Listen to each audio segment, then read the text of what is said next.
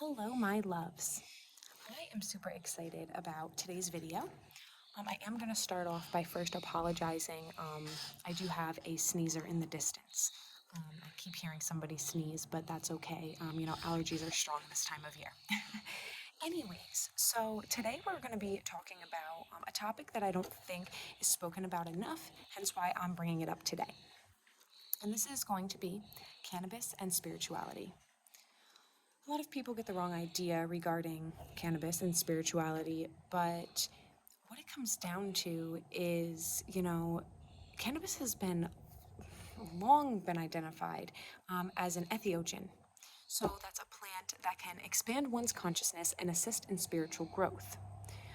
So there were many people who would honor cannabis as a sacred tool, and it is used in some of the world's oldest holistic healing systems.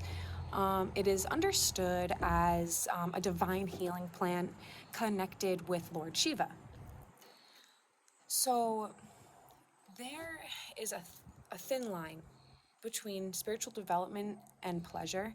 It may be very thin, especially when it comes to cannabis. But in the recent years, we have seen the flowering of an elevated approach to cannabis consumption, which re-emphasizes its spiritual character.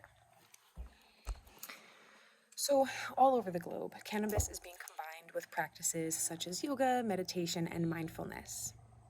Alongside these looser affiliations is the blossoming of semi-organized cannabis-based religions and churches.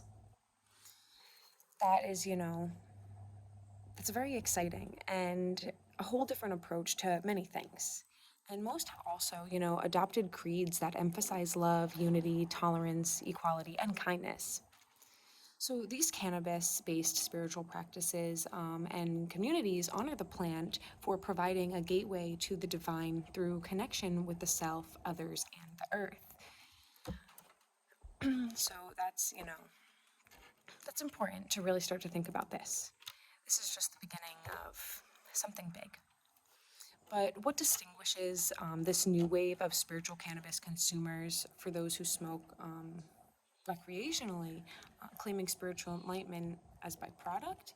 For starters, the new wave treats the plant as a sacrament or refers to it as a teacher with very many messages to impart. Setting a clear intention before smoking or consuming is vital. Ingesting cannabis is also often accompanied by a ceremony or a ritual.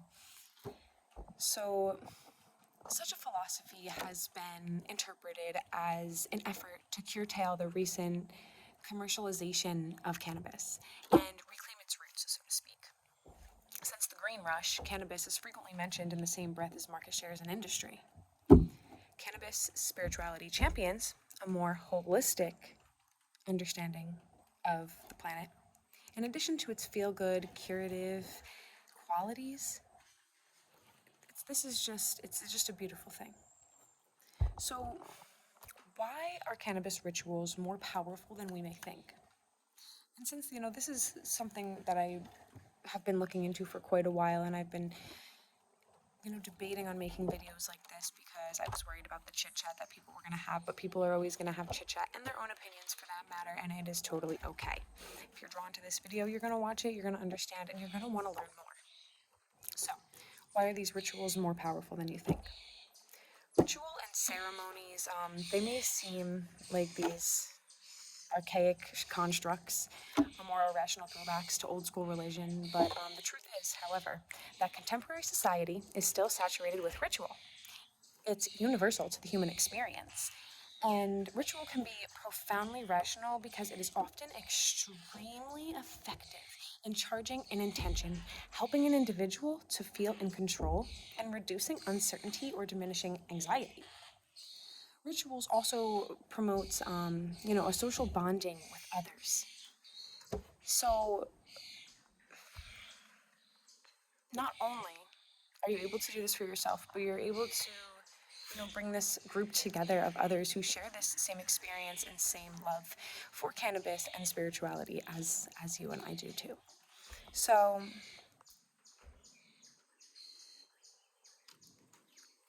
basically, this is a quote here from a name that I can't pronounce, Chaityana.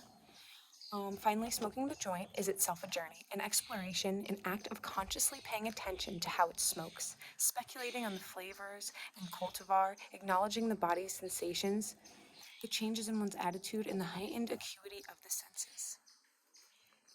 That's important, okay? So let's move on to, cannabis as a teacher. The concept of sacred plants as teachers isn't novel.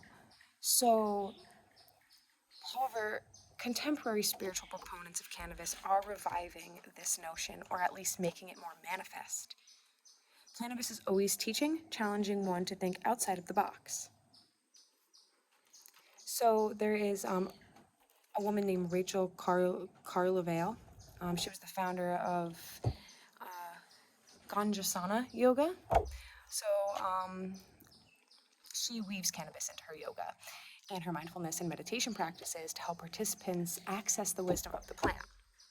The ceremonies that she draws upon encourage practitioners to set intentions before using the plant, to consume mindfully, and to quiet the mind to allow teachings to be transmitted.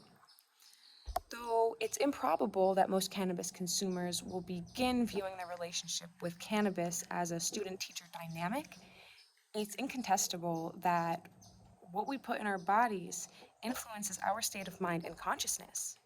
Smoking or consuming with intention may heighten the benefits that we derive from the plant, particularly if our use is therapeutically motivated.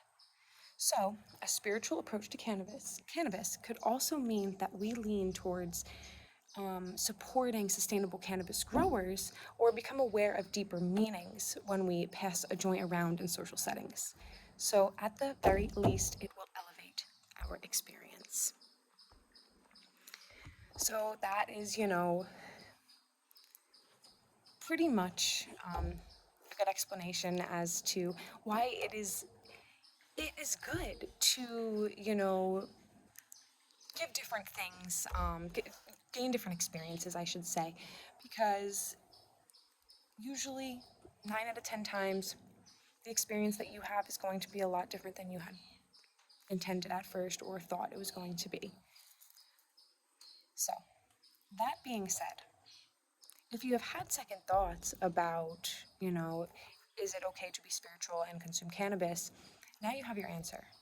And not only do you have your answer, this is where you can really start to listen intuitively to yourself and pay attention when you're consuming cannabis and see how you feel and notice the differences. All right. So, that being said, you can start bringing cannabis into your rituals.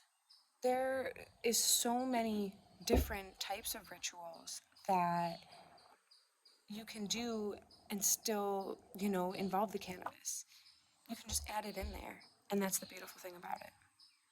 It doesn't have to be complicated. It's a great experience, and for those who have been questioning this for quite some time, now is your time to really dig deep and do your own research and find out what cannabis really does for us.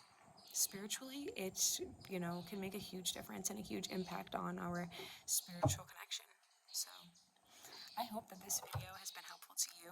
I am very excited that I was able to talk about this today. So, please don't forget to subscribe.